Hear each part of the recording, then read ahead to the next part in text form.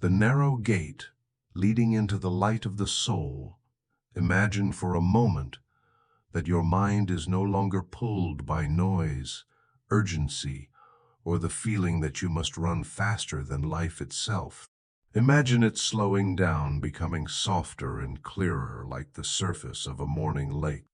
When the mind is no longer pushed by fear, it begins to flow in a different direction, the direction of stillness, of meaning, of what you have always known but rarely listened to.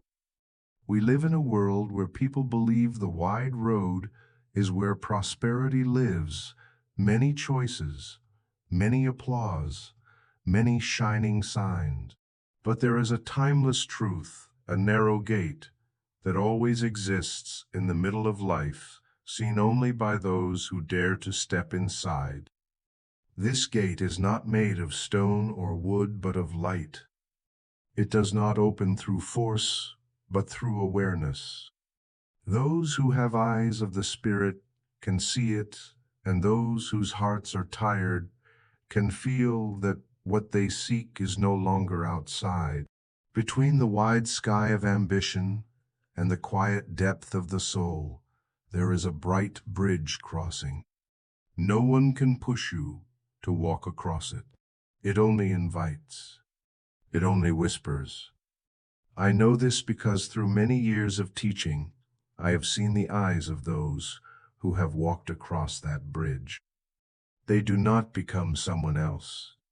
They become themselves, but clearer, calmer, more whole. There are words that do not come to give information. They come to awaken. And I believe you are here not to hear another lesson, but to receive a reminder your soul has been waiting for. The prosperity you are searching for is not in how much you have, but in who you are becoming. Not in how fast you run, but in the direction you choose to face. Not in gathering more, but in letting go. When you walk through this narrow gate, you do not enter a new world. You enter your own center, where peace needs no conditions, where meaning needs no audience, where hope is not worn down by time. And from that place, life begins to change in a new order, an order shaped by God, moving within each thought you choose, each feeling you nurture, each step you dare to take. The gate is open. It has always been open. And in this part of the journey, I am walking with you. The moment you stop and ask what you are living for, there are moments in life when a person can no longer keep running. Not because they are exhausted, but because the soul gently pulls their sleeve and whispers that it is time to pause. No one grows by speeding up without rest. People grow when they are brave enough to stop, to look into the empty space within themselves, to listen to what has been trying to speak, but has been buried under the noise of life.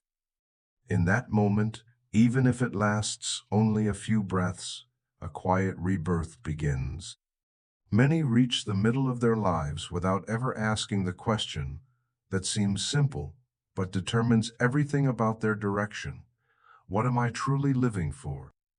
Not living to repay pressure, not living to prove something, not living to chase expectations, but living for what the heart knows is meaningful, right, and peaceful. This question does not come to create confusion. It comes to loosen the invisible knots that tighten a life trapped in a hurried rhythm and borrowed goals. Modern life teaches people to ask the wrong questions. How do I have more? How do I get recognition? How do I avoid losing? But very few are taught to ask, who am I, when all the layers I hide behind are removed? The right question does not demand an immediate answer. It only requires honesty. It only needs permission to look deeper than what feels comfortable. It only asks for a moment of lowering the voice and admitting that one has been walking too long in tension without knowing why.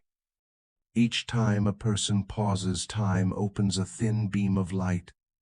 In that beam, the things that seemed small become the clearest: how they face fear, how they hold on to what no longer fits, how they try to maintain a strong image while struggling inside. Some pause and realize they do not truly want what they have pursued for years. Some realize they have traded too much peace for a fragile sense of safety. Some realize what they really need is not another achievement, but a place in the soul where they can breathe. Many mature souls spend years in an invisible busyness. They do much, try much, endure much, but rarely ask where their effort is taking them. People fear stopping because they think stopping means weakness or falling behind. But what weakens a person is not moving slowly. It is moving without direction. Without clarity, a life can be pulled by the needs of others, the standards of society, or the fear of being left behind. And even with everything they have, their inner world still feels empty. The moment of pausing is not a loss. It is the space in which a person finds themselves again. In that silence, something precious appears: truth. The truth that they no longer want to live in a constant race. The truth that they are tired. The truth that they long for a life with more inner order, less distortion, more ease. Truth does not come to hurt. It comes to open a way, to remind that life does not need to be so complicated. Sometimes only one right question is enough to start everything over. A person does not need to know the whole road ahead. They only need to know the next step and the direction it should take. When someone dares to stop and look at themselves with honesty, hope begins to awaken. Hope does not come from big plans. It comes from realizing that one has the right to choose again, the right to change direction without asking for permission, the right to walk slowly without losing to anyone, the right to choose peace without feeling guilty. A meaningful life is not a life filled with many things. It is a life in which each step has direction. Each morning, a person wakes knowing why they continue. When meaning is found, what once made them tired no longer frightens them. And when fear falls away, the gate of inner prosperity begins to open. Prosperity is not having a lot. Prosperity is the sense that you are in the right place, living in the right way, and becoming the person your soul has long desired.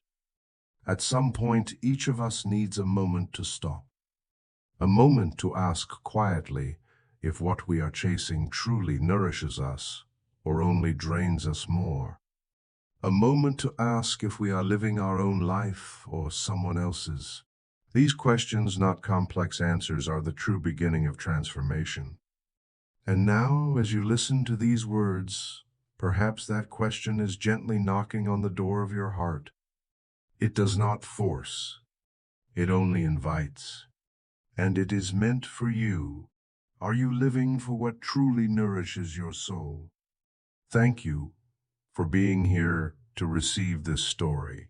Prosperity is a return to yourself, not a pursuit. There is a truth that few people realize until they have walked a long distance in life, that prosperity was never something to chase.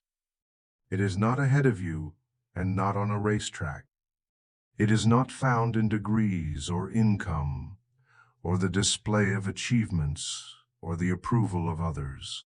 Prosperity in its purest form is the journey back to something people often lose very early in life: their true self. Human beings are born spacious, gentle, content-loving, and trusting. But growing up in a noisy world and being pulled into constant comparison, they begin to carry layers that do not belong to them. They wear the expectations of family, the armor of defense, the mask of strength, and the unseen burdens of the fear of being judged. Layer by layer, like dust, settling on the mind, these things make people forget the true face of their soul. Then one day, when pressure becomes too much, and what they chase no longer brings joy, they begin to feel empty. This emptiness is not a sign of failure. It is only a reminder that they have wandered a little too far from themselves. The true self is never lost. One simply turns their back on it for a while. And prosperity begins the moment they turn around. For many years, people have misunderstood prosperity. They think it is the result of material effort. But true prosperity is not something added. It is something revealed when a person removes what does not belong to them. Like a sculptor standing before a block of stone, he does not create a new form. He only removes the excess to reveal what was already there. Outer change is only beautiful when it comes from inner clearing. A prosperous life is not a life filled, but a life illuminated. Illuminated by clarity about what is needed. Illuminated by the lightness that comes from releasing what no longer fits. Illuminated by the peace that comes when one no longer needs a mask to live. Illuminated by the freedom of knowing that value comes from within, not from any gaze outside. Some achieve much, yet the more they have, the more uneasy they become. Not because they lack something, but because they have strayed too far from the path of the soul. Some have very little yet always feel full. Not because life favors them, but because they are walking in the right direction. The path of the soul is lighter than the path of ambition. It does not require pushing, fighting, or proving. It only requires truthfulness. Many chase wealth, believing it will give them safety. But safety does not come from what you can hold. It comes from the feeling that you no longer need to run from your own fears. When the mind has order, when thoughts fall into their proper place, when the soul is no longer stretched thin, a person becomes prosperous, even before anything changes in the material world. True prosperity is like the original house inside each person. A house with light, space, order, and harmony. But over time, people fill it with too many things: doubt, envy, comparison, self-blame, fear of being wrong, fear of not having enough. When the house is too full, there is no space to breathe. Returning to the true self is not about acquiring more. It is about clearing. When what is unnecessary is removed, the light returns. And when light enters, everything changes. Many believe they will be happy when they reach a certain milestone. But that milestone is often an illusion. They are not craving achievement. They are craving peace. They are not craving wealth. They are craving the life that fits their true self. Prosperity is not found in what they gain, but in what they are freed from. When a person returns to their true self, they begin to see the real nature of what they once pursued. Desires that no longer matter fall away.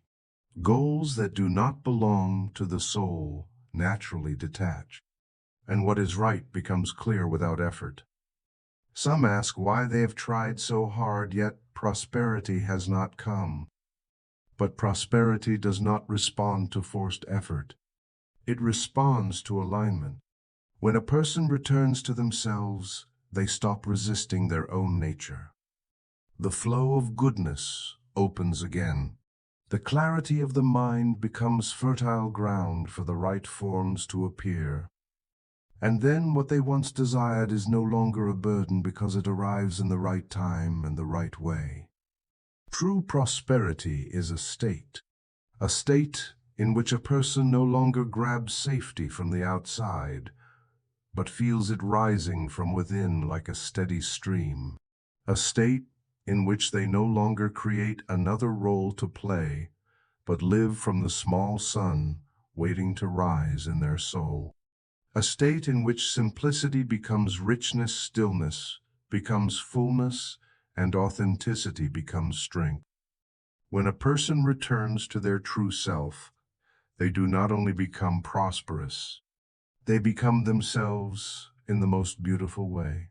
And from that place, Everything in their life is arranged again by an inner order that no amount of effort can manufacture. The principle of purity in a mind resting in God, there is a kind of elegance that cannot be measured by the eye. It is not found in clothing and the way a home is arranged or in social manners. It is found in how a mind functions when it is placed in its rightful position, the position of stillness, order, honesty, and absolute trust in what is good. A person who carries this kind of elegance does not need many words for others to feel their steadiness. They walk slowly, think clearly, live simply, and radiate a peace that softens anyone who stands near them. This principle is called the purity of the mind. It is not perfection. It does not ask a person to never be wrong. It simply requires that the mind be placed in a higher current, where thoughts are less distorted by fear and less driven by unnecessary impulses. Purity does not mean removing all confusion. Purity is choosing the right direction every time one stands at the crossroads between panic and trust, between doubt and gratitude, between turmoil and order. An impure mind is not a bad mind. It is only a mind crowded with too many voices. The voice of anxiety, the voice of defense, the voice of old habits, the voice of external expectations, and the voice of fears accumulated over many years. In that crowded space, the voice of the soul, the simplest and quietest voice, is pushed aside. Then a person acts without knowing why and reacts without knowing what is leading them. Purity of mind begins when a person learns to listen to the voice beneath everything else, the place where there is no noise of ambition, no trembling of scarcity, and no frantic need to prove anything. In that place, goodness is always present and does not need protection. In that place, God is not a concept but a foundation. When the mind rests on that foundation, it naturally becomes clear, orderly, and steady. Many think mental order comes only from discipline, but discipline without trust often becomes pressure. Purity of mind is not forcing oneself into silence. It is returning to the place one truly belongs. When someone knows where they belong, everything becomes effortless. Just as water naturally finds the riverbed, the mind also finds its natural structure when placed within a sacred principle. And what is that principle? It is the awareness that in every chaos there is a hidden order. In every challenge there is a lesson. In every fear there is an invitation toward truth. A pure mind does not panic when it sees darkness. It simply becomes still, so the light within it can shine. A person with such a mind is not pulled by circumstances, by feelings of lack, or by the expectations of others. They know that what belongs to them will come at the right time, in the right way, and in the right maturity. Therefore, they do not live in haste. Purity of mind cannot exist when the motives of life are misaligned. If someone works only to be acknowledged, tries only to avoid being looked down upon, or gives only to receive something back, their mind cannot find rest. It is like water clouded by tiny particles of sand. No matter how long it flows, it cannot be clear. In contrast, when motives are corrected, when a person does what is right not to gain an outcome, but because it is right, the mind becomes clear in a natural way. Many ask why they think so much yet still cannot find peace. The answer is that their mind is thinking without being grounded in the right principle. They think from fear. They think from old patterns. They think to control, to predict, to guard against the worst. But thoughts born from fear only create more fear. Purity of mind comes only when thinking is placed in trust, that good is stronger than harm, trust, that sacred order is always moving trust, that the soul is guided even when the whole path is not visible. A pure mind is a mind that knows how to choose less. It does not gather too much information, does not chase too many sensations, does not hold too many roles at once. It knows that all important things are simple. People with such a mind tend to live lightly. They like neatness, not only in their room, but in their emotions. They choose their words with care. They do not waste energy on meaningless arguments, and they do not allow their mind to be thrown off course by small events. This lightness is not avoidance. It is choosing to live awake within the world. In the principle of purity, one truth always remains: wherever there is trust, there is light. A person who places their trust in God does not wait for everything to be perfect before they feel peaceful. They are peaceful first, and from that peace, they see more clearly, think more accurately, and act more wisely. Just as a room cannot become bright by adding more objects, the mind cannot become bright if fear keeps being added. Light does not come from adding more. It comes from releasing. What makes purity a powerful principle is not its difficulty, but its immediacy. One thought placed in the right position can shift the whole state of the mind. One deep breath that reminds the heart that everything is held within sacred order can soften it at once. One choice to turn away from fear can open the spiritual space within. Purity is not a destination. It is a way of living. When the mind rests in God, it does not try to be calm. It is calm naturally. It does not try to be strong. It is strong because it no longer fights itself. It does not try to shine, it shines because it has placed itself in the source of light. A person with a pure mind is not free from difficulty. They still walk through challenging days, but they do not let those challenges define who they are. They know that everything changes except the principle of goodness. And that is what gives them a way of moving that is unmistakable, steady in turbulence, clear in confusion, and quiet in a world of noise. The inner hall and the law of spiritual correspondence. When I speak about prosperity, I am not speaking about what sits on the table in a wallet or out in society. I am speaking about what happens in the deepest place, the place no one sees, the place even you sometimes forget, the inner hall. It is the room that truly determines your entire life. And I want you to understand something right now, something that can change the course of your life forever. The world outside you is only a faithful mirror of that room. I have met many people who tried to change their life by changing their circumstances. They changed jobs, moved houses, left relationships, or started new projects. But no matter how many times they changed, the same problems returned again and again. Not because they were incapable, but because they had never stepped into the room that decides everything. They had not cleared the inside, so the outside could not shift. The inner hall is not a pretty metaphor. It is a real spiritual structure.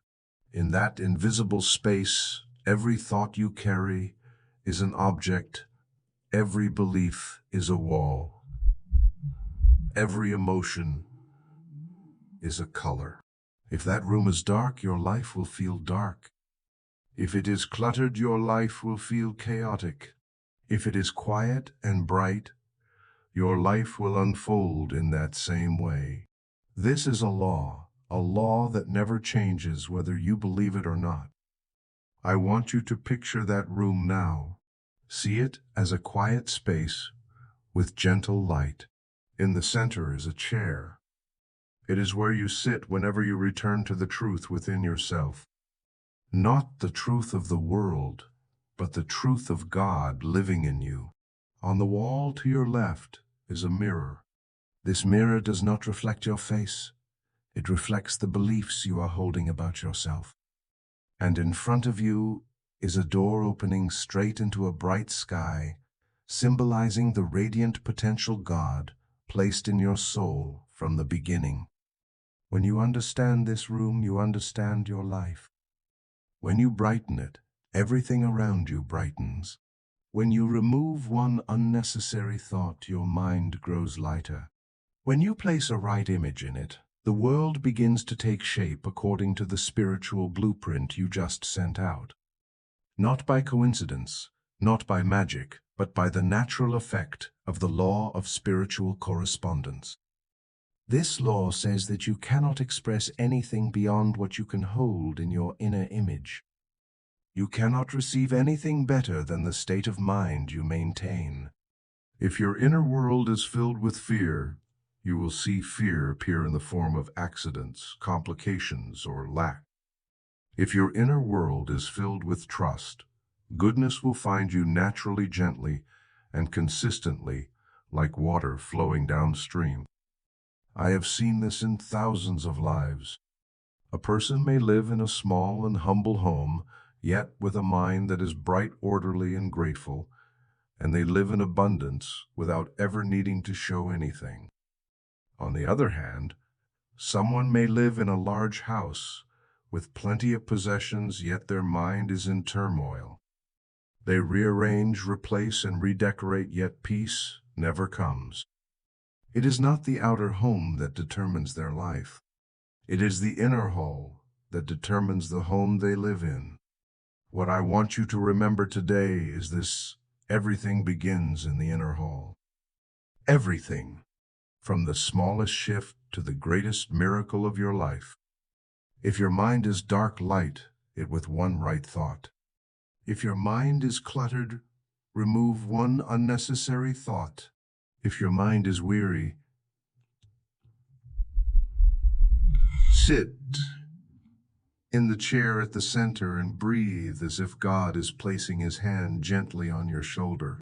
And if your mind feels empty, open that door of light and remember that you were born with purpose, not into meaninglessness. Let me say one last thing: you deserve a room that is brighter, clearer, and more peaceful. Not because you are perfect, but because you belong to God, and every soul that belongs to him deserves light. If you are ready to restore your inner hall, ready for the light to enter, and ready for your life to change according to divine goodness, I invite you to leave a small sign. You may simply write in the comments, "I am ready to change," or simply the number 1. See that as your first step toward placing your inner world back in order. And from that moment, everything new will begin. The sacred order and the resonance between thought, action, and circumstance in this universe. Nothing exists without order. From the way a star holds its orbit to the veins in a leaf, from the movement of the tides to the rhythm of human breath, everything follows an invisible pattern as precise as the inhale and exhale of the sky. No matter how complicated a life may look, it is always shaped by one simple law: inner order calls forth outer order. Many believe their lives are chaotic because of circumstances, society, or the actions of others. But chaos does not begin outside. It begins in the fragmentation of thought, in too many directions pulling against one another, in fears that have not been recognized, in borrowed desires, and in decisions made without unity between heart and reason. When the mind drifts away from principle, life starts losing rhythm. When the mind returns to sacred order, life falls back into its true track. Sacred order is not rigidity. It is harmony. It is the feeling that the pieces of life, even if imperfect, are sitting in the right place. It is the moment someone realizes that what they do, what they think, and what they feel are all moving toward the same right direction instead of pulling apart. When that harmony is present, even a small action creates a meaningful result. When it is absent, much effort still brings no peace. Sacred order begins with thought. A clear thought is like a lamp placed in the correct position. It illuminates hidden corners and outlines the path. But thought cannot stand alone. It needs action to follow it. A wrong action can blur a right thought, and a disturbed emotion can cloud both thought and action. For this reason, the three must resonate: clear thought, right action, and calm emotion. A simple story can show this. There was a man named David who lived many years in disorder. Not because his circumstances were extremely difficult, but because his mind was always tense. His job was stable, yet he never felt enough. His relationship was peaceful, yet he always feared losing it. His home was fine, yet something always felt off. Strangely, wherever he went, he brought the same sense of inner clutter. Over time, he grew tired, as if life itself was resisting him. One day, David was reminded that outer order is a precise reflection of inner order. He began with something small, cleaning his desk. As he sorted papers and arranged objects, he realized his mind had been carrying too many unnecessary things. Then he created a simple schedule separating what mattered from what did not. Then he changed how he spoke to others: fewer negative statements, fewer retellings of fear. What happened next was not immediate change in circumstance, but a shift in how he felt. And slowly, as his inner world became clearer, new opportunities appeared, and situations that once felt stuck began to open. What David experienced was not magic. It was sacred order functioning as it always does in any life that knows how to rearrange the inside. Sacred order teaches that everything good grows out of simplicity. A clear mind creates a right action. A right action produces a right result, and a right result reinforces clear thought. This is the resonance of goodness. The closer a person lives to this principle, the lighter their life feels.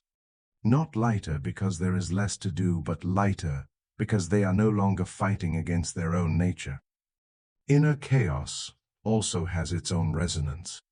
A negative thought leads to an unwise action. An unwise action creates a tangled circumstance, and a tangled circumstance reinforces the negative thought that started it. This is why many feel stuck, even though they are trying very hard. It is not that they do everything wrong. It is that they do much while standing in the wrong inner state. Strength does not lie in effort. It lies in the direction of effort. Sacred order never comes from haste. It comes from choosing to place each piece of life back into position. Choosing what is right, even when it is not fast. Choosing what is clear, even when it is not easy. Choosing what is good, even when it does not yield immediate reward. These choices straighten the flow of life. When a person adjusts their thoughts, they do not need to adjust many other things. Thought is the foundation. A strong foundation makes a strong house. When thought is placed within sacred order, action naturally aligns, and circumstance gradually moves toward what fits. Sacred order also teaches people to honor the rhythm of life. There are times to advance and times to step back, times to speak and times to be silent, times to strive and times to stand still and allow the higher order to arrange things. Wisdom is not knowing everything but knowing when to let go, so goodness has room to enter. In this harmony, a person no longer feels dragged by life. They feel guided. They no longer feel suffocated by choices. They feel clear about direction. They no longer feel they must strain to be strong. They become strong naturally because they are no longer going against the law. Sacred order is the foundation of all prosperity. When it is established within sufficiency, opportunity, favor, and the right connections appear outside, like puzzle pieces falling into place. A person does not need to chase anything. They only need to stand where they truly belong, and what belongs to them will come. The spiritual map and the practice of reflect, repair, and realign every life moves according to an invisible map. This map is not drawn with ink, but shaped by repeated beliefs, the stories we tell ourselves, and the mental habits that quietly form the foundation of everything we do. Few people ever see this map, yet everyone walks by it every day. Because it is invisible, its influence becomes even greater. A path that feels bright or dark, wide or narrow, easy or heavy, is all determined by the map the mind has silently built. The important truth is that this inner map is not fixed. It can be repaired. It can be cleaned, redirected, and updated. And just one adjustment, one corner shifted, one core belief rewritten, can redirect an entire lifetime ahead. Change does not come from dramatic leaps. It comes from quiet inner corrections. The practice of reflect, repair, and realign was born from this understanding. It is the way a person sits down with their own inner map, not to blame themselves, but to see themselves. Not to destroy anything, but to rearrange it. Not to control life, but to understand where they took a wrong turn. Reflect is the first step. It happens when a person dares to look at the beliefs running silently in their mind that they have never fully noticed. Someone may think they are struggling because of circumstances, but when they reflect, they realize their deepest beliefs are things like "I am always lacking, everything eventually breaks, I do not deserve ease," or "I must fight to be loved." These beliefs are small but powerful, like arrows, constantly pulling the map in the wrong direction. In reflection, a person does not overanalyze. They simply observe. Like someone shining a small flashlight into an old room, they only look to see which objects have been sitting there too long. That simple seeing is already the first release. Without light, nothing can be rearranged. Repair is the second step. This is where a person begins choosing the sentences they want to believe again. Repair is not denying emotion. It is not forcing the mind into artificial positivity. Repair is returning the mind to truth. For example, when the thought "everything will eventually break" appears, the repaired truth may be "everything is unfolding in its right direction." When the thought "I am not worthy" appears, the repaired truth may be "I am God's creation, and goodness has a rightful place with me." Repair is giving the map its true lines back. Realign is the final step. This is where a person adjusts their actions to match the thoughts they have repaired. The inner map cannot be corrected through words alone. It needs small actions to reinforce the new direction. Only when thought, emotion, and action align does the map truly change. Realignment does not need to be big. It only needs to be consistent. A small shift in daily routine, a calm decision taken in a tense moment, a gentle response in a situation that could have turned harsh, each becomes a tile that helps the map fall back into order. A story from Clara's life shows this clearly. Clara appeared calm on the outside, yet carried a constant unnamed worry. She worked hard and was kind to others, but always felt that something bad would happen. Not because she was pessimistic, but because a sentence from her childhood still lived inside her map: "Do not hope too much, everything eventually breaks." That sentence, though never repeated aloud, had shaped her reactions for many years. When Clara began practicing reflection, she sat down one evening and listened to the thoughts repeating inside her. She was astonished to realize that old childhood sentence was still active in her every response. That was not weakness.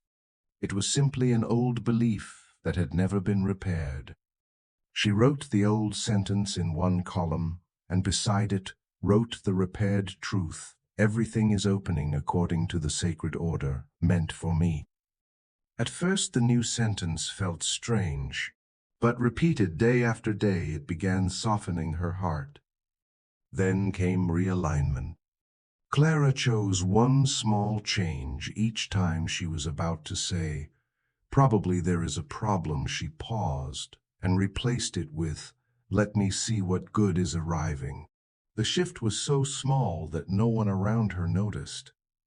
But inside her, the map was turning. After a few weeks, she felt calmer. After a few months, new opportunities appeared not because of luck, but because she had repaired her inner direction and could finally see them. And when she saw them, she had enough peace to step into them. Reflect, repair, and realign is the process of bringing the inner map back to its true shape. A person cannot walk straight if the map bends the wrong way.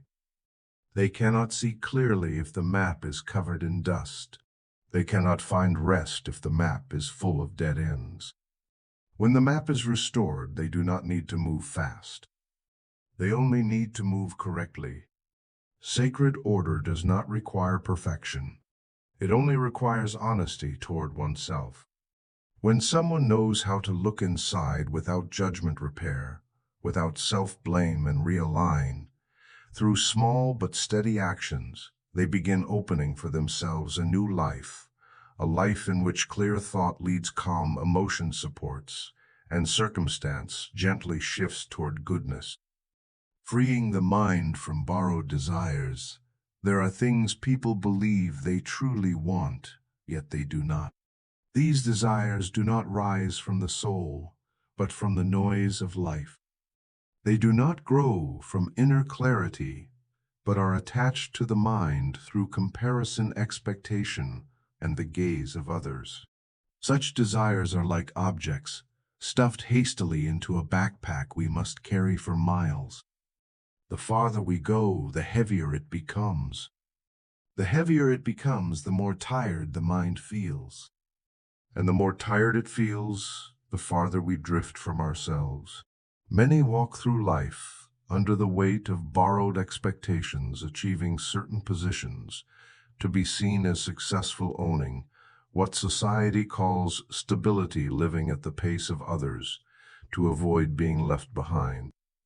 These desires are not always wrong, but when they do not belong to the soul, they become burdens. And that burden strips a person of the lightness needed to pass through the narrow gate of inner prosperity. A desire that belongs to the soul is easy to recognize. It arrives gently, without pressure or fear. It does not make a person anxious because they have not achieved it. It does not drain them when they pursue it. Borrowed desires, on the other hand, come with tension, with fear of falling behind, with pressure to prove something, with the sense that if I do not get this, I will not be worthy. Such feelings reveal that the desire does not come from within. A person may carry a borrowed backpack for many years without noticing. They may think they are progressing, but they are only following someone else's path. They may think they are choosing, but they are only reacting to the habits of society. One day, when they no longer have the strength to keep going, they begin to ask why they are always tired, always uneasy, always sensing that something essential is missing. The answer often lies in the fact that they have never removed the backpack to see what belongs to them and what belongs to others. Freeing the mind from borrowed desires is not rebellion against life. It is simply returning what is not ours. In doing so, we lose nothing. We only reclaim the breathing space the soul needs. A soul that can breathe will find direction. A soul that finds direction will know what is truly worthy of pursuit. Many people misunderstand this, believing that letting go of desire means giving up their future. But no, letting go of desires that do not belong to the soul makes room for true desires to appear. True desires are not loud but deep. They do not push us to run but gently draw us forward. They do not create fear but clarity. And when someone lives with desires that belong to the soul, they no longer carry a heavy backpack of pressure. They walk lighter, farther, and in the right direction. To know whether a desire is borrowed or truly your own, you only need to observe the feeling it creates. If it tightens your chest, makes you fear failure, makes you afraid of judgment, makes you feel small, then it likely does not belong to you. But if a desire opens your heart, brings peace, when you think of it, makes life feel clearer and brighter, then it is a signal from the soul. A man once carried the desire to reach a high position in his company. He pursued it for years, sacrificing health and time. One day, close to achieving it, he realized he had never felt joy on the journey. Every step came from fear of being seen as inferior. When he questioned himself, he discovered that what made him happy was not the title, but helping others grow.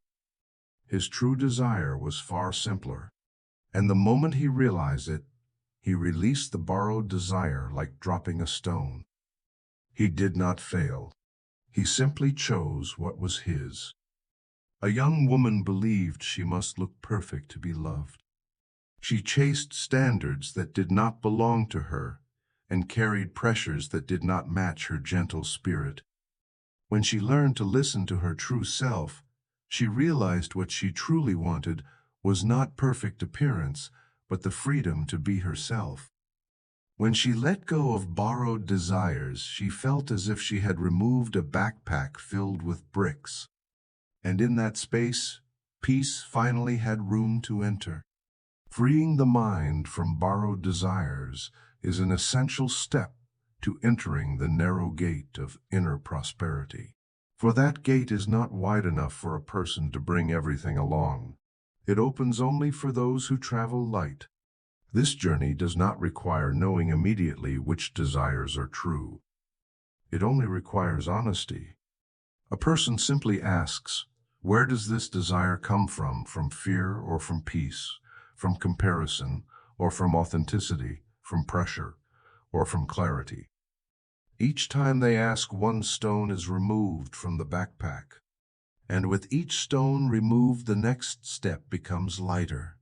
When a person carries only what truly belongs to their soul, they no longer wander as much. They no longer chase what does not belong to them. They no longer live exhausted under expectations placed on them by others. And within that newfound lightness, they finally discover what they have been seeking all along, the true direction of their life. Silent refinement filtering desire, and the golden key.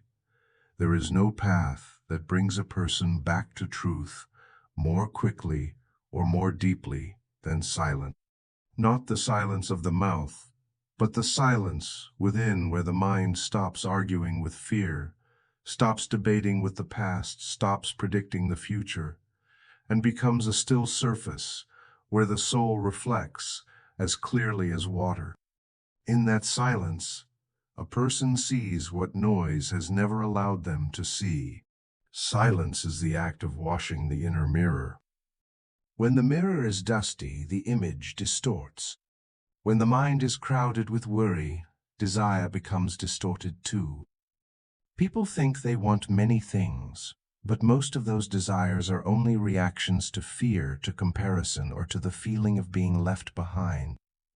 Wanting to prove something, wanting to avoid being looked down upon, wanting to fill an old emptiness. But such desires do not last. They are like waves stirred by wind. When the wind calms, they disappear. Silence is the place where a person can tell the difference between the voice of the soul and the voice of habit. The voice of habit is hurried, tense, loud, and demanding. The voice of the soul is gentle, warm, never forceful, and never anxious. The soul never demands. It only invites. It never shouts. It only whispers. But to hear that whisper, one must do what modern life rarely teaches: stop. A few moments of silence each day is the simplest and most practical way to cleanse the mind. Not to drift into daydreams, not to escape, but to listen. To listen to what is trying to be born. To listen to what needs to be released. To listen to the true direction of the soul. And in that silence, many desires once believed to be important will fall away softly. Not because they are wrong, but because they are no longer needed.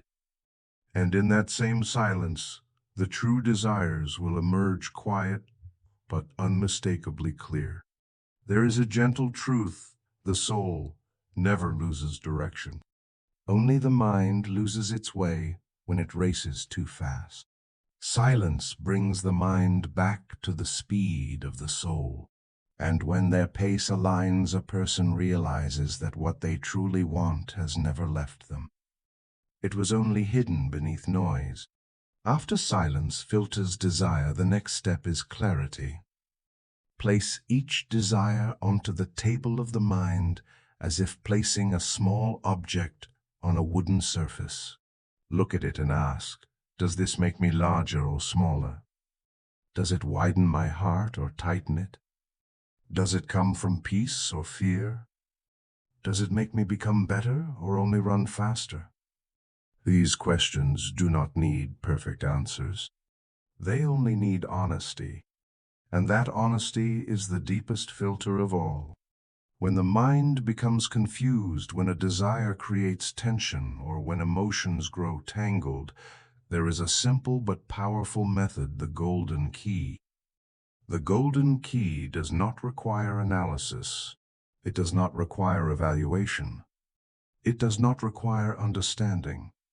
It asks for only one movement: shift the mind away from the problem and place it on God. Do not wrestle with what is exhausting you. Do not explain.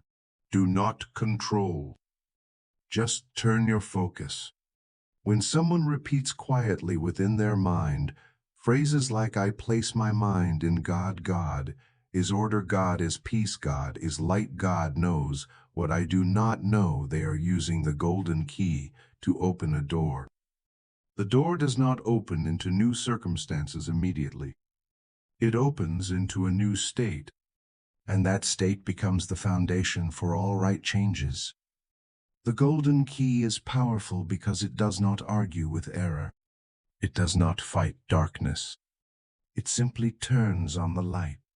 When the light turns on, the things that once caused panic shrink. When the mind rests in light, false desires fade. True desires appear. And here is the beautiful part: when a desire comes from light, it does not need to push. It only needs to be followed. A woman once spent years pursuing what seemed like an admirable desire, achieving a position in society. But behind that desire was her fear of being dismissed. She chased it with tension, pressure, and worry. When she began practicing silence every day, she realized that the position did not make her brighter. It made her smaller. When she used the golden key each time the desire confused her, she began to see something different. What she truly wanted was a meaningful life, not a recognized one. She shifted direction, and that shift led her to a life aligned with her soul rather than with the world's expectations. Silent refinement, filtering desire, and the golden key are not three separate steps. They are three strokes of the same painting. When a person becomes silent, they see clearly. When they see clearly, they filter what they truly want. When they filter, they use the golden key to place everything into God's hands, so light, not fear, becomes the guide. Anyone can practice this, no matter where they are in life. A quiet corner, a slow breath, a gentle reminder directing the mind toward the source of light that is all that is needed to begin the inner refinement. And when the inner world brightens, the path ahead becomes visible. Now, as you listen to these words, perhaps a desire is rising in your mind. Perhaps it is something you have carried for years or something newly emerging. And the question for you is this: does that desire open your heart or weigh it down? Thank you for being here in this moment. The art of gratitude as the breath of the soul. Gratitude is not a polite spiritual gesture. It is not a moral ritual. In the depth of spiritual life, gratitude is an essential act like breathing. No one can take one breath and expect it to sustain them forever. And no one can practice gratitude once and expect peace to last endlessly. Gratitude is not a moment. It is a rhythm, a flow, a way the soul keeps itself open for goodness to enter. Many believe gratitude should only be practiced when there is something specific to be grateful for. But the truth is the opposite. Gratitude is the reason good things appear. A grateful heart is like soft soil. Rain sinks and seeds sprout. A heart lacking gratitude is like dry earth. Even heavy rain cannot soak in, and no seed can grow. Gratitude does not create something new. It opens the path for what is right to fall into place. It adjusts the direction of the mind so a person can see opportunities that were always there but hidden beneath fear and busyness. It softens silent tension. It returns a person to the natural state of the soul, receiving and giving in peace. Not everyone begins with easy circumstances. Some face seasons of lack. Some walk through loss and wounding. Some are struggling through challenges that feel beyond their strength. But right in those moments, gratitude becomes the key to the spiritual life. Not to deny pain, but to remind that even in difficulty, something is holding them up. Gratitude in hardship is not pretending to be strong. It is the soul seeking light. Many stories reveal the quiet power of gratitude. A man named Michael once faced a long period of unemployment. Each morning, he woke with the weight of failure. But instead of letting his mind sink into pessimism, he chose one small practice, writing down 3 things he was grateful for each day. At first they were simple: grateful for health, grateful for being alive, grateful for light today. After a few weeks, his mind grew lighter. And once his mind grew lighter, he began to notice small opportunities he had overlooked. Those small opportunities opened into larger ones. Not magic, only the natural effect of gratitude, reopening the mind so circumstances had space to shift. Gratitude has a special quality: it expands a person. When the heart expands, goodness has room to enter. When the heart contracts, everything hits the walls of fear. Gratitude is the act of opening the door. Not to receive more, but to receive what is right. Some believe gratitude is complacency, that if they are grateful now, they will lose the motivation to change. But gratitude does not make people passive. It makes them clear. And a clear person acts more wisely, more decisively, and more correctly. Gratitude does not kill desire. It refines desire. It helps us see which desires are worthy and which are only echoes of fear. In the art of gratitude, there are 3 deep layers. The first layer is gratitude for what is already here. This is the easiest place to begin. The second layer is gratitude for what has not yet arrived. This layer is the work of faith.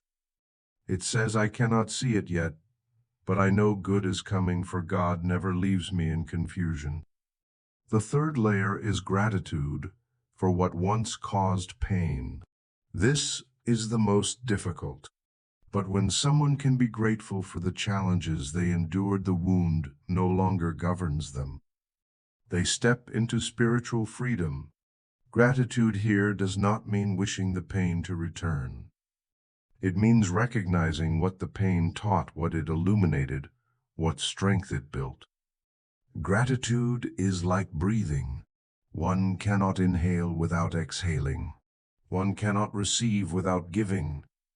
One cannot live in true prosperity without letting gratitude become the steady rhythm of their life. Those who are grateful receive more easily, but they also give more easily. And those who give in gratitude never run dry, for they live in the open flow of the Spirit. A grateful life is not a life without difficulty. It is a life in which difficulty cannot make a person lose their way. The grateful person does not allow challenges to make them bitter. They use the challenge as a place to lift themselves, not through force, but through softness. And that softness becomes a quiet strength few recognize. Gratitude is not a long list. It only needs honesty. A silent thank you whispered in the heart. A pause to notice something small holding you up. A deep breath to remember you are not walking alone. That is enough. When gratitude becomes a habit, a person no longer needs to search for prosperity. Prosperity finds them, not because they are better than others, but because they have placed themselves on the frequency of goodness. Gratitude does not change the world. It changes the one who is looking at the world. And when that person changes, their world changes with them. The 40-day journey of expanding the soul's vessel through years of teaching and walking alongside souls, longing for peace, I have seen one truth repeat itself over and over. People are not lacking opportunity, they are not lacking ability, and they are never lacking divine support. What they lack is capacity. They want to receive a generous flow of goodness, but the vessel of their soul has grown too small. Small from fear, from doubt, from old beliefs, from wounds still waiting to be released. And when the inner vessel is cramped, even goodness struggles to find a place to stay. I often say the soul is never poor, only its capacity shrinks. And only when a person is willing to expand the vessel of their soul can they fully receive what has always belonged to them. The 40-day journey of gratitude I want to share is not merely a spiritual exercise. It is the process of expanding your capacity. 40 days is not an accidental number. In spiritual traditions, 40 days is the period of transformation. It is enough time for old habits to lose their strength and new habits to take root. Enough time for the mind to be renewed. Enough time for the heart to rediscover the rhythm of trust. And enough time for the soul to open a new space of light within. During these 40 days, you do not need to become someone else. You only need to write down 10 things you are grateful for each day. Do not repeat. Do not force. Do not decorate. Simply look at your life and notice the things that have held you upright, even if you have forgotten them. Each thing you write is like a drop of water falling into the inner vessel. No one hears the sound of a single drop, but as the drops fall steadily, the vessel gently expands. And one day you suddenly realize you have grown large enough to hold more light than before. I have seen many begin this journey with doubt. They think writing a few lines of gratitude cannot change a life. But after a few weeks, their face softens, their breath slows, their gaze warms. They no longer collapse under small disappointments. They no longer rush toward the future in invisible fear. They begin noticing the small movements of goodness they once overlooked, not because their life suddenly became problem-free, but because their inner vessel grew larger and brighter, and the problems no longer filled the whole space. When someone writes gratitude, they are not only recording reality, they are adjusting the frequency of their soul. At first, that frequency trembles with worry, but each line of gratitude becomes a musical note that brings harmony back into the inner symphony. And once the harmony grows strong enough, they experience something miraculous, the sense that they are no longer lacking. Not lacking love, not lacking support, not lacking opportunity, not lacking meaning. They simply had not seen these things clearly before. Understand, this gratitude is not an emotional practice. It is a spiritual science. When you are grateful for what you have, you place your mind in a state of receiving. When you are grateful for what has not yet happened, you place your mind in a state of trust. When you are grateful for what once hurt you, you place your mind in a state of release. All three states expand the vessel, and the larger the vessel, the more you can receive. The miracle is not in the 10 lines you write each day. It is in what each line represents a chisel stroke against the old stone of fear. A declaration that no matter how complex life becomes, you still choose the direction of light. A quiet promise to yourself that you deserve peace. And when you choose this rhythm for 40 days, you begin rewriting the program of your soul. I have witnessed beautiful transformations from this journey. Some rediscovered joy they thought was lost. Some healed relationships they believed were beyond repair. Some found the right work after years of feeling stuck. Some felt peace where they once felt fear. But for all of them, the true change was not external. The true change was the feeling of expansion. Expansion to forgive.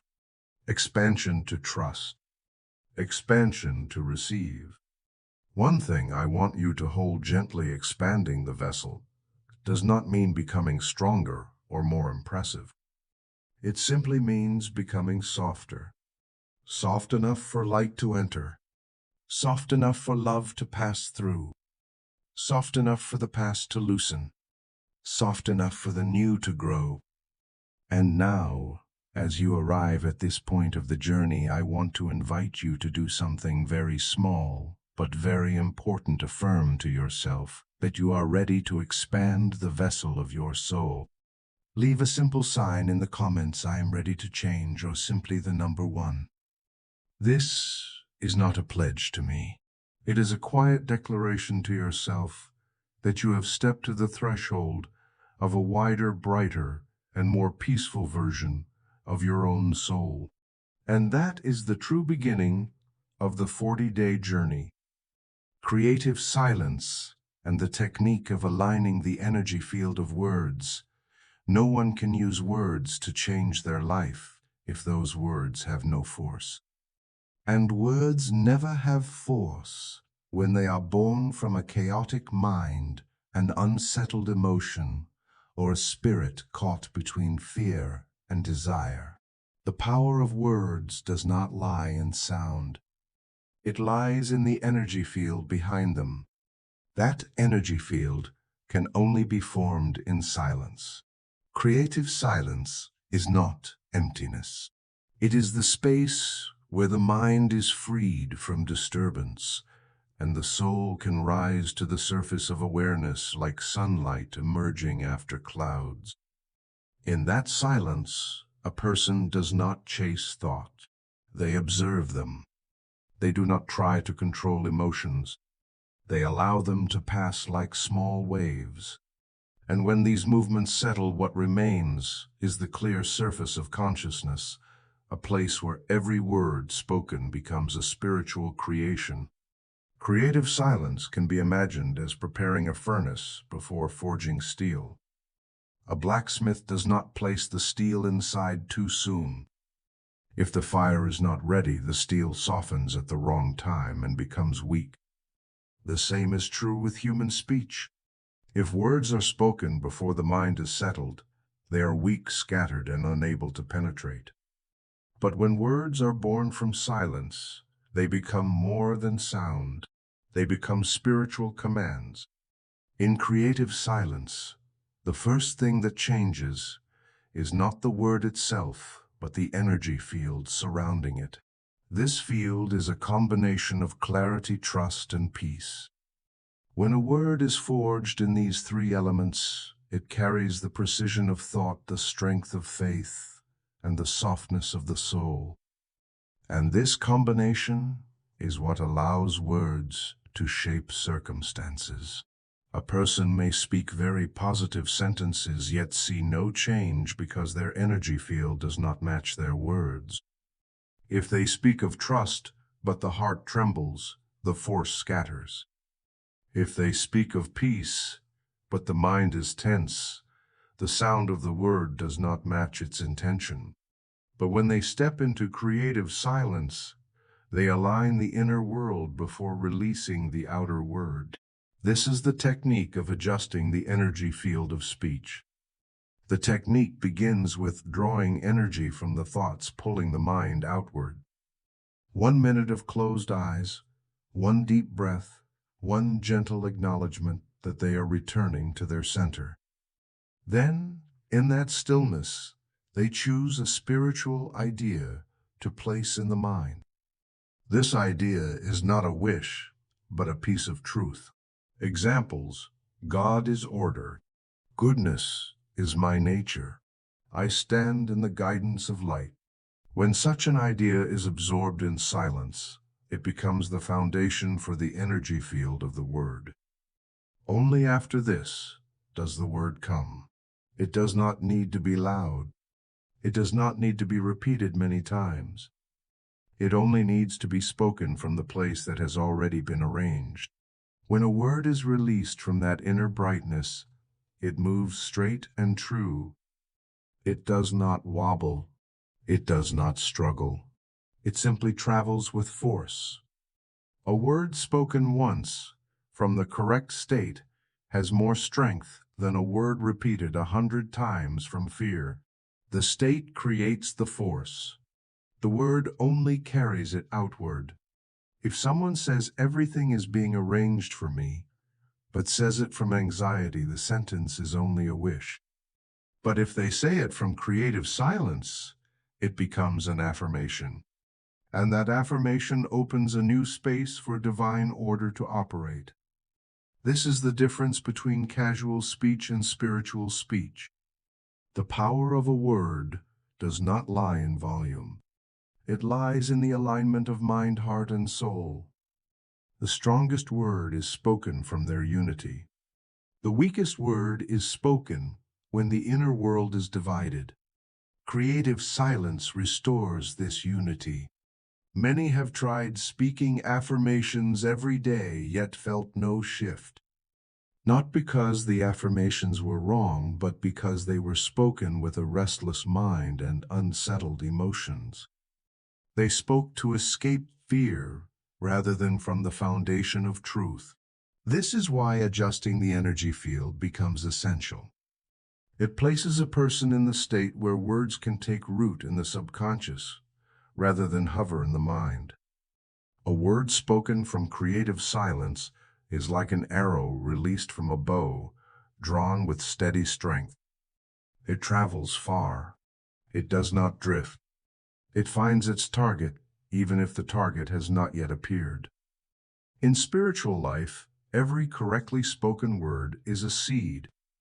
The seed will sprout when the moment is ripe. Not sooner, not later, but surely. In this technique, the most important element is not the word, but the inner atmosphere from which the word is born. A person may practice speaking thousands of times with no result until they change the spiritual atmosphere.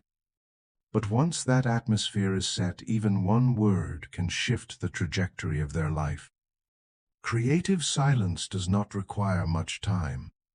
It only requires presence, no effort to achieve, no attempt to become someone, only a return to the place untouched by noise and fear. From that place, words become light, and light always finds the path to where it is needed. Words as a stream of light shaping reality. Words are a form of light. The ears may hear sound, but the soul feels the light hidden inside each word spoken. When that light is straight, life follows in a straight path. When that light bends, life bends with it. Many people never realize this because they think words are only tools for communication. But in the depth of spiritual law, words are instruments of creation. They do not merely describe reality. They draw reality toward the direction they point to. A word never travels alone.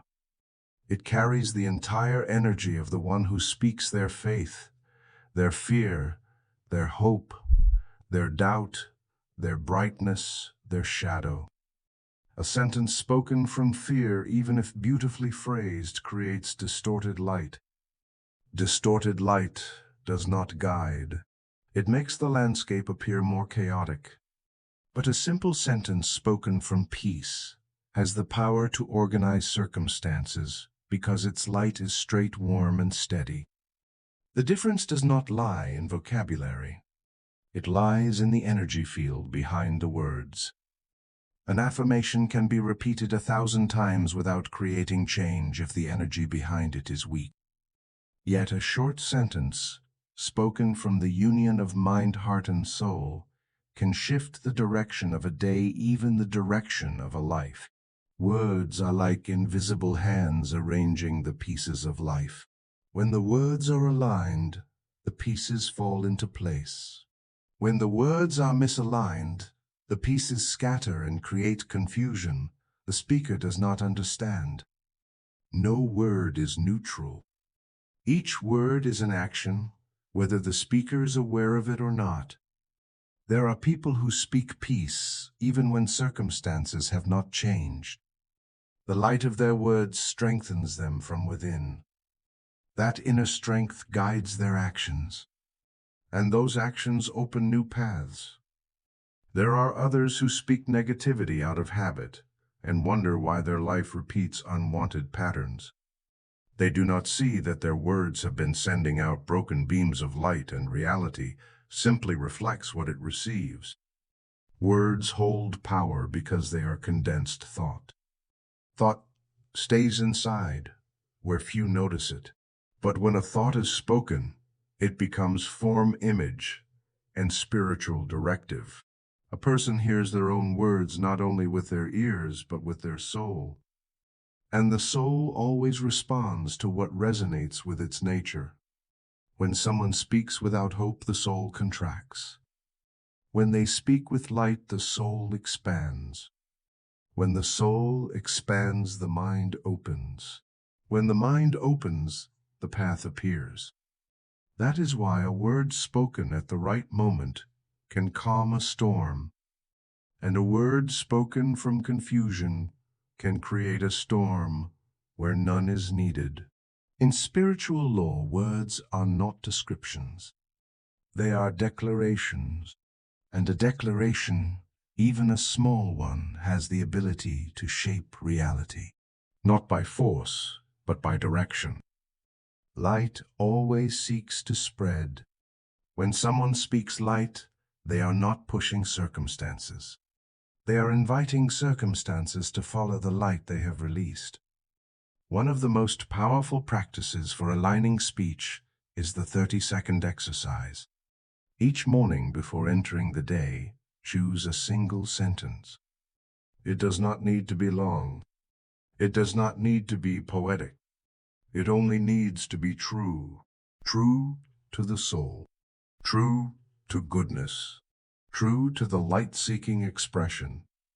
Then close your eyes and speak it with full presence, without letting the mind wander. When you speak, let the sentence pass through 3 layers, through the mind, to become clear, through the heart, to become warm, and through the soul, to become real. If spoken in 30 seconds of purity, that sentence becomes the tone guiding the entire day, because the word does not echo only in the ears. It echoes in the energy field surrounding you. For example, someone living with worry may choose the sentence, "I stand in the guidance of light." If they say it from anxiety, it has no force. But if they pause, breathe deeply, enter silence, and then speak the sentence, becomes straight light. That light not only calms the heart, but also adjusts outlook, action, and perception throughout the day. And from that alignment, life responds in kind. When words are seen as streams of light, people become careful with what they release.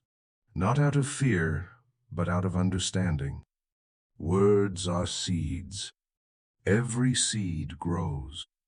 A seed of fear grows chaos. A seed of trust grows peace. A seed of gratitude grows abundance. And all begin with a word. Words can heal. They do not need to be grand. They only need to be true. Words that do not harm the self or others. Words that come from clarity rather than reactivity. Words that remind us of truth instead of fear. When people practice speaking in this direction, they not only change their own life, but also soften the atmosphere around them. Words do not only create sound, they create direction. And that direction is the beam of light reality follows. When words are straight, the path is straight. When words are bent, the path bends. When words are bright, the path brightens. And when words go dark, the path dims. No one can be perfect in speech every moment, but everyone can choose light. Choose to speak from peace rather than fear. Choose to speak from trust rather than doubt. Choose to speak from truth rather than old habit. When this becomes a way of being, words turn into a small lantern guiding the way. And the light of that lantern will reach much farther than the speaker ever imagines. Silent service and the quiet mission of planting goodness. There are forms of strength that make no sound. There are forms of kindness that need no witness. There are forms of service that do not seek recognition. Yet these quiet offerings are the very underground streams that nourish the deep prosperity of the soul. When a person helps without waiting, gives without expecting, and acts naturally without display, they step into a spiritual current known only to those who have tasted it, the current of unconditional generosity. Not because they want to be seen as good, not because they need a moral role to perform, and not because they hope God will repay them with a miracle. They give because their soul in its most original state was created to give. Giving is how they breathe. Giving is how they live. And when they give in silence, they align themselves with one of the great laws of the universe, the law of circulation. In this law, what is not given slows. What is held too tightly blocks. What is used to impress becomes heavy. But what is offered with ease and without expectation returns in a form the giver cannot predict, not as material reward, but as a peace that nothing can match.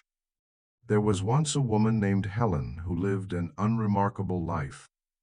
Ordinary work, modest income, no achievements that would make others stop and stare. Yet everyone who knew her sensed a quiet gentleness in her presence. Helen had a habit that no one knew except those who accidentally received it once a week. She left a small gift for a stranger. Sometimes it was a prepaid coffee at her favorite shop. Sometimes a card with comforting words. Sometimes a bag of groceries left on the doorstep of an elderly neighbor who was struggling. Helen never told anyone, never took a picture, never posted about it, never waited for thanks. To her, these small acts were like placing a tiny bright stone into the river of life and letting it float toward whoever needed it most. She never controlled where it flowed. She simply released it, and that release made her life quietly different. One day, after many years of this weekly ritual, Helen realized her life had shifted without her noticing when it began. She felt lighter, though her work had not changed. She felt more at peace, though she still had daily concerns. She felt closer to God, though she did not attend many religious events. The only thing that had changed was this: her heart had expanded little by little each time she offered something in silence. Silent service is like cleaning the mirror of the soul. Each small act removes a layer of invisible dust, and as the mirror clears, the soul brightens. As the soul brightens, life opens. In silent service, the greatest change is not outside, but inside the giver. Some believe they give to help others. Yet what they do not see is this: when they give, they themselves are healed. When they offer kindness, they release themselves from layers of defense, suspicion, and tightness that life once built in them. When they offer sincere attention, they reopen the flow of love that had been blocked. When they offer warmth, they melt frozen parts of the heart that had been forgotten.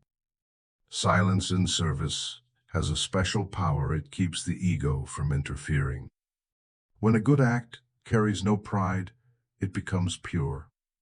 When a gift is given with no audience, it carries the lightest and deepest energy. And when goodness is done simply because it is good, it transforms both the giver and the receiver. Many think life changes through big steps, big plans, or big achievements. Yet often, the deepest transformation begins with the smallest act, as long as it is done from the soul. A gentle question, a small kindness, a quiet act of help. These things, unnoticed by the world, can shift the spiritual climate around a person. Silent service also creates a strong form of freedom. When someone does good without needing to be seen, they affirm to themselves that their worth does not depend on recognition. That brings freedom from comparison, freedom from expectation, freedom from the need for praise. And in that freedom they feel lighter than they have felt in years. Not everyone can give something big, but everyone can plant something small in silence. A small act offered at the right moment can dissolve someone's despair. A gentle word can save a breaking heart. A soft gesture can remind someone that they are still seen in a world moving too fast. And when people truly understand this, they will never again think they are too small to make a difference. And now, as you reach this part of the message, perhaps a quiet question is rising within you. What have I planted in silence in this life? And if not yet, what is the first small thing I can do? And this is the question for you today. Are you willing to plant one quiet act of goodness for someone this week? Thank you for being here. Forgiveness, releasing burdens and opening a new flow of life. Forgiveness is not a moral gesture. It is not a noble act reserved for the exceptionally kind.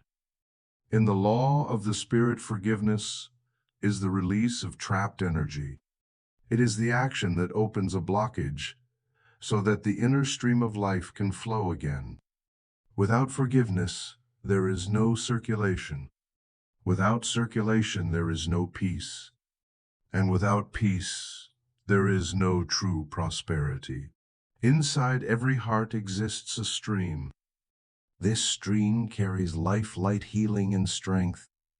But over time, painful experiences, misunderstood wounds, harmful words, failures, disappointments, and broken expectations become stones settling in the middle of that stream.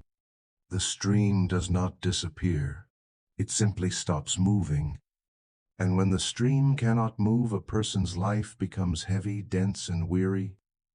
Some people do not understand why they feel tired even when life is not too difficult. They do not understand why they overreact to small things. They do not understand the vague heaviness in their chest. They do not realize that they are still carrying stones of the past, things unreleased and unreturned to their rightful place. Forgiveness is the act of lifting those stones out of the stream. Not to erase the story, not to deny the pain, but to give the past permission to stay in the past. When a person keeps an old story alive in their heart, they drag yesterday into today and allow it to shape tomorrow. Forgiveness is the moment of stopping, a quiet declaration that what has been no longer has the right to rule what is coming. Some wounds come from others. Some come from ourselves. But no matter their origin, they share one truth: when carried too long, they become burdens. And when a person carries burdens, their back bends, their eyes dim, and their steps slow. Not because they are weak, but because they are carrying things that no longer belong to the soul. Forgiveness does not make wrong become right. It makes the wounded free. Forgiveness does not erase memory. It removes the power of memory. Forgiveness does not mean returning to harmful situations. It means withdrawing your energy from where you were hurt. Forgiveness is not a gift for the other. It is a gift for yourself. In healing, there is a simple but powerful practice. Place your hand on your chest, breathe gently, and whisper, "I return the past to the past." You do not need to say it loudly. You do not need to analyze anything. You only allow the sentence to enter the painful place in your body. Over time, this practice brings a sense of lightness, as if a stone has been lifted from the inner stream. Not because the hurt never happened, but because it is no longer held in the sacred space of the heart. Some people carry childhood wounds for decades. Criticism, absence, unreachable expectations, painful silence, careless words. They grow up, but inside them remains a child holding an old stone. Forgiving those things is not easy, but as they begin to release, they discover that they are not forgiving because the other deserves it. They are forgiving because their soul deserves freedom. There are also those who cannot forgive themselves. They hold tightly to old mistakes as proof of unworthiness. Yet this self-blame becomes the largest stone blocking their spiritual stream. When they learn to say, "I accept who I was," the water begins to move again. Self-forgiveness is one of the deepest forms of compassion. When a person looks at themselves with gentleness, they create a space where goodness can grow. Forgiveness is not a one-time event. It is a process. Some days it feels easy. Some days it feels impossible. Some days an old wound stirs again. But each small moment of forgiveness opens another stretch of the stream. No one needs to forgive perfectly. They only need to choose not to hold the pain so tightly. That willingness itself creates transformation. There is a beautiful image for this: when ice melts. Melt all at once. It melts drop by drop. Each drop frees more water beneath. Forgiveness is the same. Quiet but certain. And then one day a person realizes they are no longer being pulled backward. They feel lighter. They feel more open to life. They feel more worthy.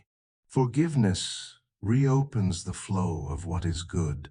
And when the flow reopens, blessings begin to appear naturally. No forcing, no demanding, no struggle. The mind widens, the heart softens, actions become more aligned, and life brightens. There is no true prosperity without forgiveness. Prosperity cannot live where there is blockage. It only thrives in the wide, bright, free space of the soul. And forgiveness is the key that opens that space. When we are ready to walk through the narrow gate, as you arrive at the end of this journey with me, you may feel as though you have learned a method, understood a philosophy, or gathered a few techniques to change your life. But I want you to know this: no technique can save a person whose soul is not willing to open. And no lesson ever truly ends. Everything you have just walked through is not a conclusion but a doorway. Each chapter is a small mirror reflecting you back to yourself. I have always believed that a person does not need to become someone else to find peace. They only need to return. Return to the place they belong to from the beginning. Return to the stillness within. Return to the untouched core that remains whole, even after life has wounded them many times. Return to the inner light God planted in them like an eternal seed. When they return to that place, everything else rearranges itself. Not because they became stronger, but because they stopped resisting themselves. Along this path I have guided you through many gates. The gate of right thought, the gate of gratitude, the gate of forgiveness, the gate of creative silence, the gate of words filled with light, the gate of silent service, and the gate of releasing borrowed desires. Each gate has helped widen your inner space. And when that space becomes wide enough, you discover something miraculous. You do not need to try to go through the narrow gate of peace. You simply need to become lighter. It is your lightness that carries you through. The narrow gate is not narrow because God wants to test you.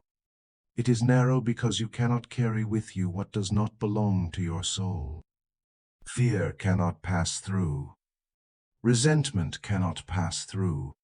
Borrowed ambition cannot pass through. Rigidity cannot pass through. Noise cannot pass through. As you release each piece, the gate does not change its size. You change, and one day you realize you have crossed it without even noticing the moment it happened. I have seen many people step through that gate, not the most talented, not the most moral, but those who dare to be honest with their soul. They dare to ask what truly belongs to me, what has become too heavy, what needs to be returned to the past, what needs to be kept to nourish my light. When they are honest, the gate opens. When they cling to pride, the gate closes. No one else controls this. They are both the opener and the closer. I want you to understand that inner prosperity does not come as a reward. It comes as a natural consequence of a mind returning to its rightful place. When you place your mind on truth instead of fear, prosperity comes. When you place your mind on order instead of chaos, prosperity comes. When you place your mind on gratitude instead of scarcity, prosperity comes. When you rearrange the room of your thoughts, replacing old clutter with bright ideas, prosperity enters like light into a room whose window has finally opened. The deeper you go, the more you will see this. God does not give prosperity from the outside. He awakens it from the inside. And once the inside is full, the outside simply mirrors it. I have watched many lives transform not because they learned a new formula, but because they changed the way they saw themselves. When they believed they were lacking, every opportunity shrank. When they believed they were supported, every road widened. Let me tell you again gently, peace is not something you build. It is something you allow. Peace does not come from controlling everything. It comes from releasing what is not yours to hold. Peace does not come from adding more. It comes from carrying less. Peace does not ask you to be strong. It asks you to be true. If you have come this far, you have already begun to slow down inside. You have begun choosing better thoughts. You have begun speaking light instead of reaction. You have begun feeling the softness returning to your heart. You have begun giving thanks even before goodness arrives. These small things are the signs that you have stepped into the gate you once believed you could not enter. From here on, you do not need to try to become someone else. You only need to keep returning. Returning to silence.